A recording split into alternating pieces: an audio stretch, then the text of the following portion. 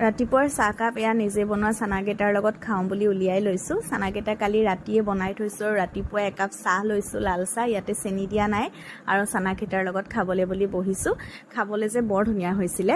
আৰু এতিয়া মই দেখুৱাম আপোনালোকক মই কেনেকৈ বনালোঁ। তাৰ বাবে এয়া আলু লৈছোঁ দুটা, ধুনীয়াকৈ ৰুকি লৈছোঁ সৰু সৰুকৈ, আৰু আলুৰ বাকলিটো নুগুচালেও হয়।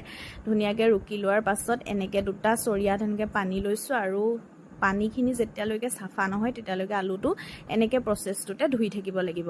আৰু পানীখিনি যেতিয়া চাফা হৈ গ'ল তেতিয়া মই কেৰাহীত তেল দি আলুখিনি এনেকৈ ভালদৰে চেপি লৈ এতিয়া মই এইখিনি ধুনীয়াকৈ ফ্ৰাই কৰি ল'ম। ইয়াতে হালধি নিমখ ব্যৱহাৰ নকৰোঁ আৰু অলপমান সৰহকৈ দি দিছোঁ, মানে আলুখিনি অলপ সৰহকৈ দি দিছোঁ। এইখিনি যেতিয়া ভাজি থাকিম তেতিয়া এইখিনি একদম কম হৈ যাবগৈ।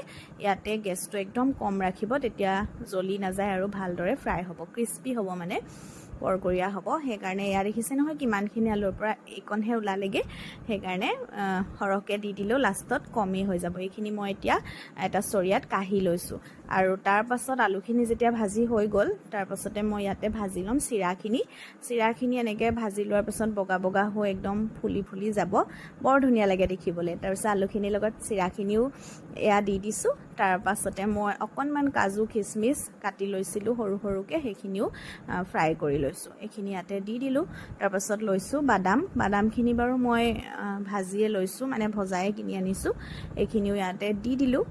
আৰু এতিয়া আপোনালোকে নৰসিংহ পাতো ব্যৱহাৰ কৰিব পাৰিব। মই ৰাতি বনাইছিলোঁ সেইকাৰণে আনিবলৈ যাবলৈ অসুবিধা হোৱাৰ কাৰণে নৰসিংহ পাত নিদিলোঁ, কিন্তু দিব। ইয়াতে মই ক'লা নিমখ ব্যৱহাৰ কৰিছোঁ, অকণমান চেনি দিছোঁ, অকণমান বগা নিমখ, লগতে সৰহ পৰিমাণে চাট মছলা ব্যৱহাৰ কৰিছোঁ। এইখিনি ভালদৰে এনেকৈ মিক্স কৰি দিছোঁ।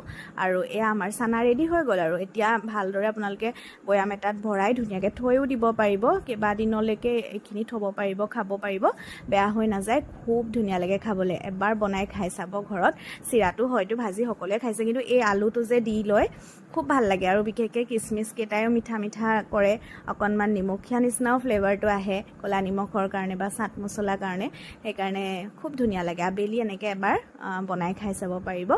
আজিলৈ আহিছোঁ তেতিয়াহ'লে, আকৌ এটা নতুন ভিডিঅ'ত আপোনালোক সকলোকে লগ পাম। Bye bye.